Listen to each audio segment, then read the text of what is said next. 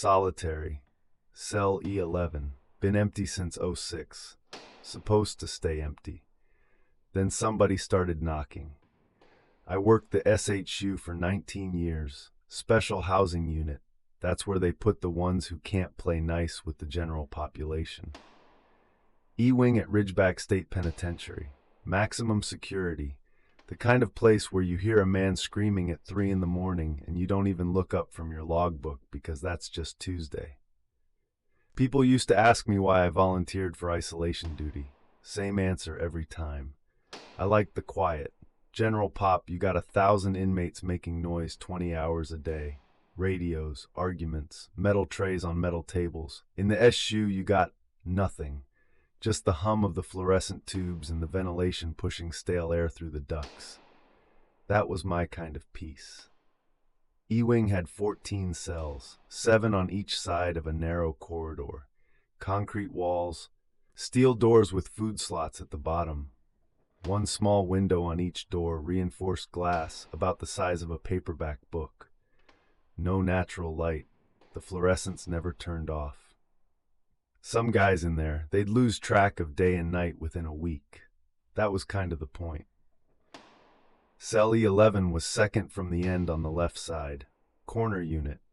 Same as all the others except it had been decommissioned. Welded shut. No mattress inside, no blanket, no toilet paper. Power to the overhead light had been cut at the junction box. Just an empty concrete box with a steel bed frame bolted to the wall and a stainless steel toilet that didn't flush. Calvin Price was why. Price came in on a triple homicide. 2004. Killed his neighbor, the neighbor's wife, and their 14-year-old daughter. I'm not going to get into the details of what he did because that's not the point of this story, but I'll say this. The crime scene photos were in his file and I wish I'd never opened it. He was quiet. That was the thing about Price. Most guys in the SHU, they rage. They bang on the doors, they throw food, they scream until their voices give out. Price didn't do any of that. He sat on his bunk. He ate half his tray, slid the rest back through the slot. Never asked to go to yard. Never asked for commissary. Never asked for anything. But every single day he scratched a mark into the wall above his bunk. 1 line per day. He used the edge of his state-issued spork, ground down to a point. I saw those marks every time I did the cell check. Hundreds of them. Neat little rows of 5, 4 vertical with 1 diagonal. Like he was counting down to something. November 17th, 2006. I wasn't on shift. Rodriguez found him. Bedsheet around the ceiling vent grate, knotted tight. Price had been dead long enough that rigor had set in. His feet were almost touching the floor. He'd bent his knees and just let the sheet do the work. That takes commitment. Most guys who try it that way, they panic and stand up. Price didn't. They cut him down, cleaned the cell, filed the report.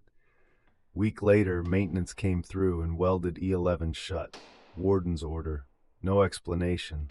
I figured it was liability. Didn't ask. 3 years went by. E11 was just part of the scenery. New COs would ask about it during orientation, and the senior guys would give them the short version. Guy killed himself. Cell's closed. Don't stand in front of it too long. That last part was kind of a joke. Kind of. March 2009, I'm doing my 2 a.m. round. Walk the corridor, check every window, mark the log. Routine. I'd done it 6,000 times, give or take. I get to E11 and I stop. There's a sound coming from inside. 3 taps, pause, 3 taps, rhythmic, deliberate, like knuckles on steel. I stood there for maybe 10 seconds. Then it stopped, and I told myself it was the pipes. Old building, pipes bang. That's what pipes do. Went back to the desk, logged it as possible pipe noise, E-wing corridor, 240. Didn't think about it again. Next night, 240. Same spot, same sound. 3 taps, pause, 3 taps. I checked the maintenance log the next morning. Called down to facilities. The water pipes running behind E-wing had been rerouted in 2007 when they renovated the shower block. There were no active pipes behind E11. There were no pipes, and something was knocking. I started keeping my own log, not the official one, a pocket notebook I carried in my chest pocket. Date, time, duration, every single night, same thing. 2:40 on the dot, 3 taps, pause, 3 taps. It would go on for exactly 4 minutes. I timed it with my watch, then it would stop, dead silence until the next night. You know what's funny? I wasn't scared. Not at first. I was annoyed. 19 years in the SHU and I finally had something I couldn't explain with paperwork. By the second week, I'd ruled out everything rational. No pipes, no rodents. We had pest control in January and the bait stations were untouched. No inmates in adjacent cells banging on shared walls because E10 and E12 were both occupied, and both guys were confirmed asleep during the tapping. I checked. Watched them through the windows at 2:40 on 3 separate nights. Dead asleep, snoring, night 15. I decided to talk to it. I walked up to E11, knelt down by the food slot. The tapping was going. 3, pause, 3. I leaned in close and said, "Hey, who's in there?" The tapping stopped. Not tapered off, stopped, like someone hitting a switch. I waited. 5 seconds, 10. My knees were aching on the concrete. I was about to stand up when I heard it. It wasn't tapping.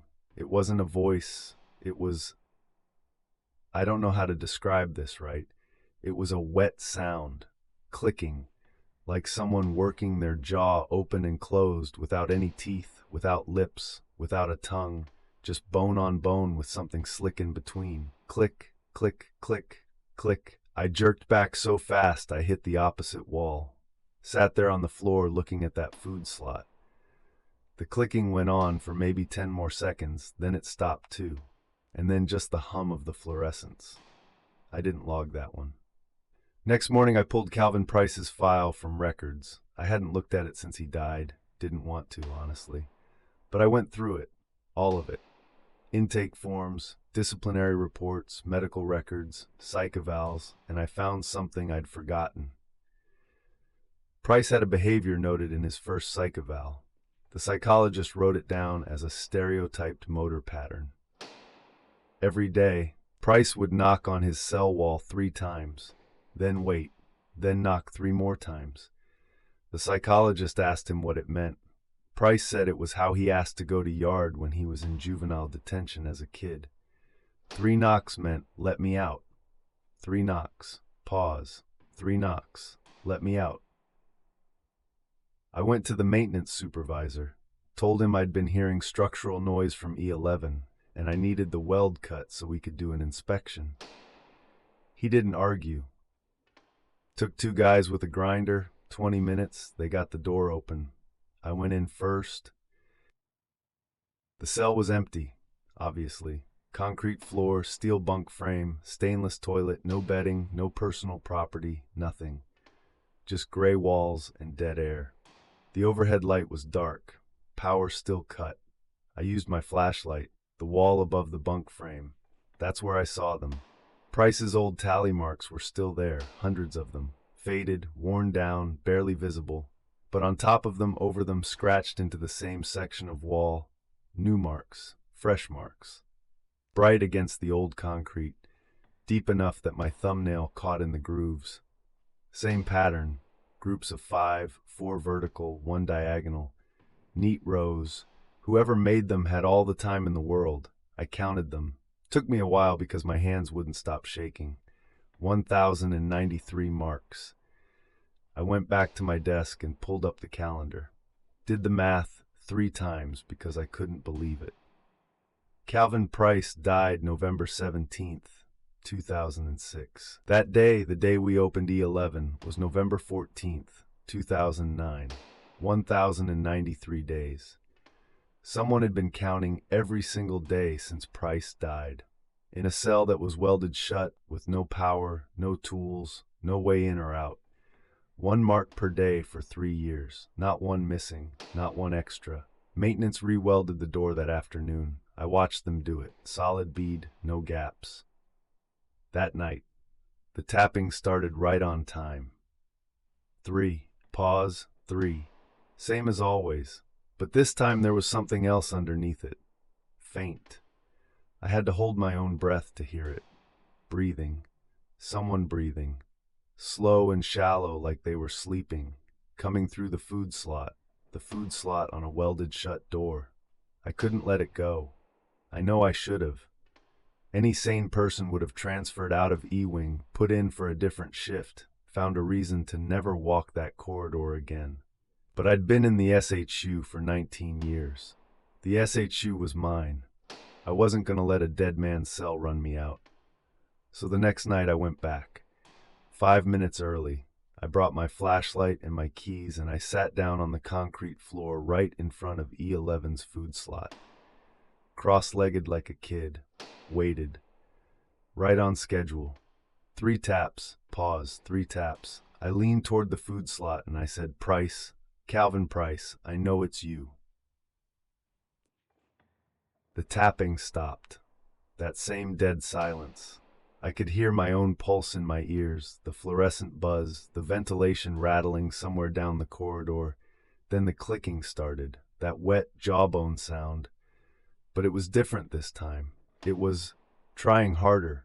The clicks were coming faster, straining, like whatever was making them was forcing itself to do something it couldn't quite manage. And then it spoke. Not a word, not at first, just a shape of a word. A push of air with something hard behind it, like blowing through a broken instrument. Count. I stopped breathing. Count, count, count, the same word. Over and over. That broken, clicking, tongueless attempt at a word. Count. The same thing every CO says at the start of every shift. Count time. Stand for count. Count. He wanted to be counted. 3 years dead, and he was still standing for count.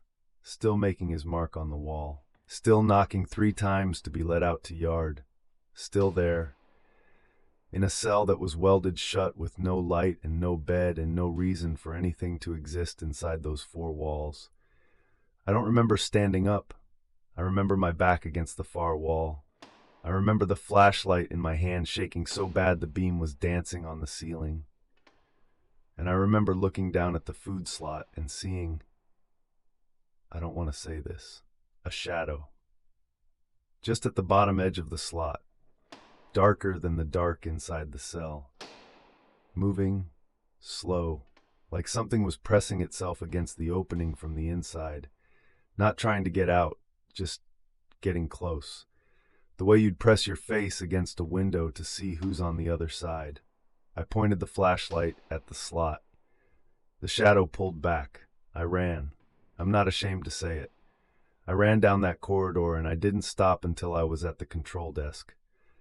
I sat there until the day shift came in at 6. Didn't do another round. Didn't go back to E-Wing.